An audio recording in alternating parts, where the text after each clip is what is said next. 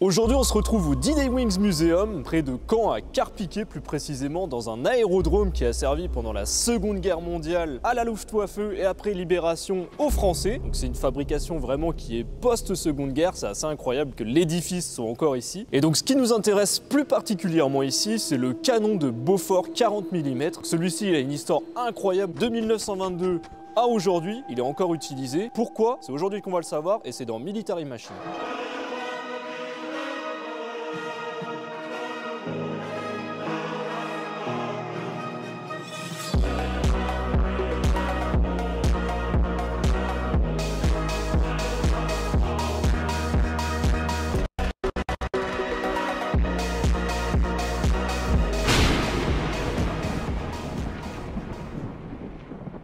Donc le voici, il est derrière moi, canon de Beaufort. Pourquoi? Donc c'est simple, le canon porte le nom du fabricant. Le fabricant, c'est un fabricant suédois. L'idée, on est à la fin de la Première Guerre mondiale. Des canons comme ça, il en existe déjà. Sur les navires suédois plus particulièrement, ils avaient ce qu'on appelait le système britannique, le QF 2 pounder, appelé pom-pom, par rapport au bruit que pouvaient représenter en fait les canons montés à l'époque. On est en 1922 et on se pose la question, c'est 2 pounder, l'équivalent de 40 mm, ce qui correspond au Beaufort, mais c'est beaucoup plus petit, c'est beaucoup plus court, donc forcément, on a moins de distance de tir, on est moins précis, il fallait changer totalement le concept. La société métallurgique Beaufort, donc, est appelée face à cette demande de développement de canons. Dans la boucle, vers 1929, on commence à voir apparaître donc des premiers prototypes. Accompagnés du Beaufort de 40 mm, on avait l'équivalent allemand du canon de 37 mm, et un petit peu plus vicieux, et ça c'est assez incroyable, il était accompagné secrètement et conjointement avec le 88 mm.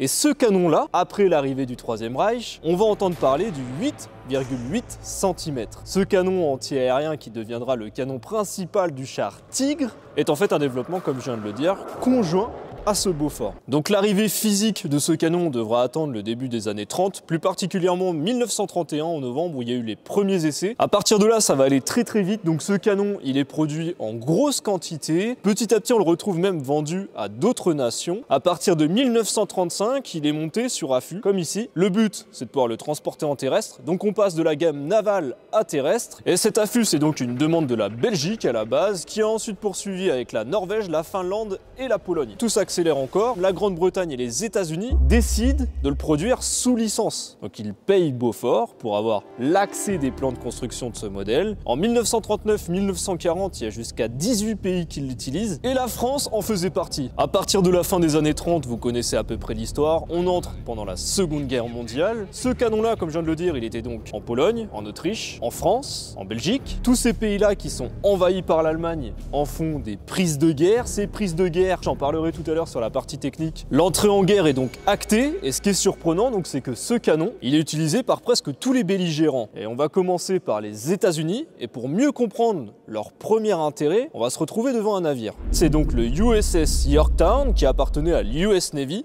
Il a servi à partir de 1942 pendant la Seconde Guerre mondiale. C'est un porte-avions où on peut voir de multiples avions comme des Corsair par exemple. Là où c'est intéressant, pourquoi on a monté des Beaufort dans un esprit de ceinture, donc ça entoure vraiment tout le porte-avions, avec des Beaufort en mono et bitube. Parfois, on pouvait atteindre un quadruple tube. C'est donc pour une bonne raison. Ce porte-avions, il a servi dans le Pacifique. Le Pacifique, il correspond beaucoup historiquement à Pearl Harbor. Comme je le disais au début, le développement, il est dû aux navires de guerre suédois, dans un but de protection anti-aérien. Ici, cela, concrètement, il servait à une chose, c'est pouvoir empêcher les kamikazes japonais d'atteindre ce genre de navire. Donc les avions kamikazes japonais, qu'ils soient seuls ou en escadrille, quand ils se retrouvaient dans l'environnement aérien, on va dire, de ce navire, il était bouclé par un tir de barrage, c'est-à-dire comme un nuage d'ogives qui volaient un petit peu partout. On n'oublie pas qu'on a une capacité de pouvoir atteindre les 7000 mètres de hauteur environ. Donc, l'avion, il a beau être kamikaze, au final, il a très peu de chances de pouvoir passer ce bouclier d'ogives. Et donc, c'était une vraie sécurité pour ces navires. Comme on vient de le voir, c'est quand même, on va dire, un emblème de la défense de la bataille du Pacifique. Mais aussi en Normandie, on est en 1944. Les hangars ici de Carpiquet ont été utilisés, je le disais au tout début de la vidéo, par la Luftwaffe. Forcément, il fallait libérer cette zone aussi, de l'Allemagne nazie. Et pour ça, on utilisait en terrestre, ici en sol-air, mais aussi en sol-sol. Donc ces canons de Beaufort sur affût. Il y a des photos où on voit vraiment le canon de Beaufort juste à côté. Donc on va passer à la partie théorique de la machine pour comprendre au final pourquoi encore aujourd'hui celle-ci est utilisée. Pour un canon à multiples vies, canon à multiples noms, à multi-usages. Ici, c'est un modèle qui a été reconditionné pour l'armée française. À savoir que l'armée française n'a jamais vraiment eu de licence pour pouvoir le construire. Ils ont donc eu une offrande de l'armée américaine qui avait produit pendant la Seconde Guerre mondiale 60 000 modèles avec 120 000 tubes. Donc autant vous dire qu'il y en avait vraiment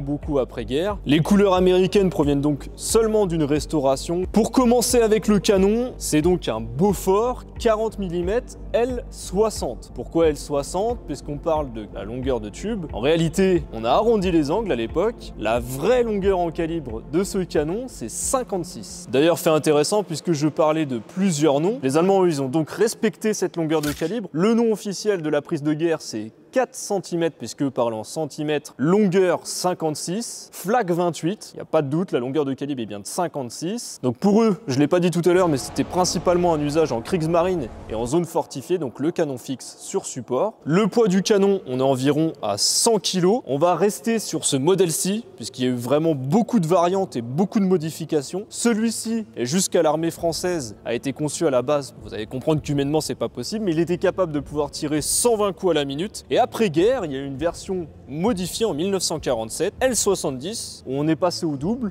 à 240 coups minute. Ici, il est fixé sur son support de fixation. Donc vous allez voir tout à l'heure, je vais le retirer pour le mettre en fonctionnement. C'est rapidement problématique. Ce genre de machine ne peut pas être utilisé par un seul et même homme. Pour vous expliquer la suite sur la base rotative, je vais utiliser une première manivelle. Voilà, on va monter tranquillement le canon. Je retire doucement mais sûrement le support. Voilà, hop, je redescends le canon manuellement et on passe aux explications. Le premier poste ici qu'on remarque, c'est le pointeur. Donc attention, il y a plusieurs versions. Par exemple, les Britanniques, c'est de l'autre côté le pointeur. À l'époque, au tout début, le fonctionnement, il était dû à deux manivelles. Une pour la hauteur du tube, 90 degrés en positif, et moins 5 degrés en négatif, ce qui est vraiment intéressant pour l'anti-aérien. Et de l'autre côté, concernant l'azimut, qui permet donc la rotation horizontale du tube, on est à 360 degrés, donc autant dire que c'est très complet. Ici, on a un casier de rangement qui permet de mettre les cartouches, qui concerne ce qu'on appelle le pourvoyeur. Et donc, de ce côté-là, la partie, on va dire, primordiale, c'est le chef de pièce et en même temps, c'est le tireur. Mais attention, il y a eu beaucoup d'usages. Cette commande électro-hydraulique, qui ne provient pas d'après la guerre, mais d'avant la guerre, c'est-à-dire que déjà les Britanniques avaient imaginé ce système qu'ils appelaient M1, avant d'être repris même par les États-Unis avec le système M3, qui reste assez similaire. Donc d'un seul coup, le pointeur, il est plus très utile puisque tout est commandé par une seule et même personne. Donc la pédale de tir, elle est ici, donc encore une fois avec le chef de pièce. Donc ici, on a ce qu'on appelle la goulotte d'éjection, donc qu'on peut apercevoir à l'arrière. Cette goulotte, en fait, elle a pour but de pouvoir éjecter la douille. Et comment elle est éjectée, la douille? C'est simple. Ce canon, il est semi-automatique. Donc ici, vous voyez le ressort de rappel qui permet une double fonction, donc de pouvoir effectuer le recul du tube et en même temps, donc, éjecter cette douille et naturellement, avec un système mécanique, de recharger à nouveau la nouvelle cartouche. En restant appuyé sur la pédale, effectivement, on peut faire 120 coups par minute. Mais humainement, pour le pourvoyeur, c'est un vrai calvaire. Donc dans mes mains, on a une cartouche d'exercice de 40 mm. Cette cartouche, en réalité, sur une vraie version, elle est disposée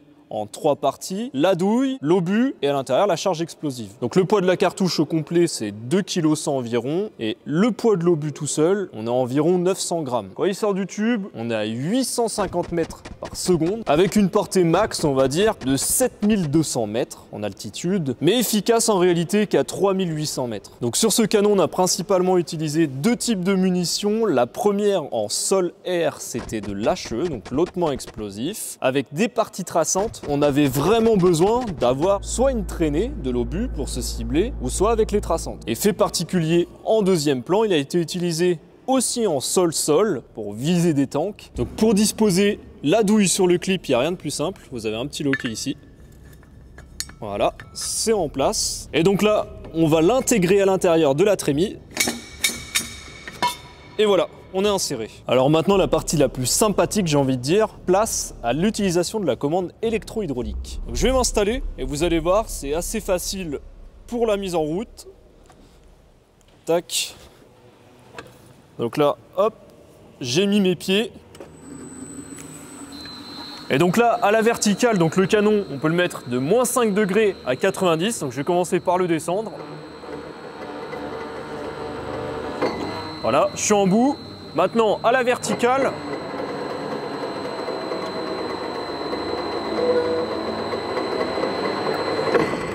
Voilà, donc c'est assez impressionnant quand même. Là, je peux tourner maintenant à l'horizontale.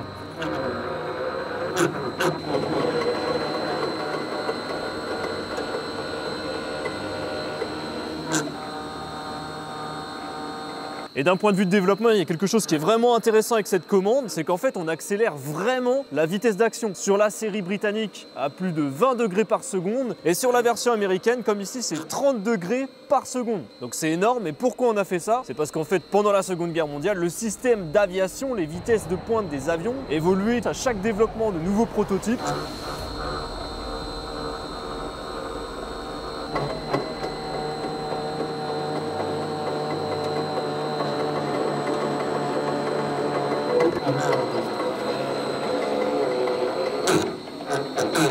Comme je le disais pour le pourvoyeur, une chose qui fait que c'est très complexe de pouvoir recharger le canon. Voilà, on l'entend, on le voit, le mouvement rapide qui est très compliqué.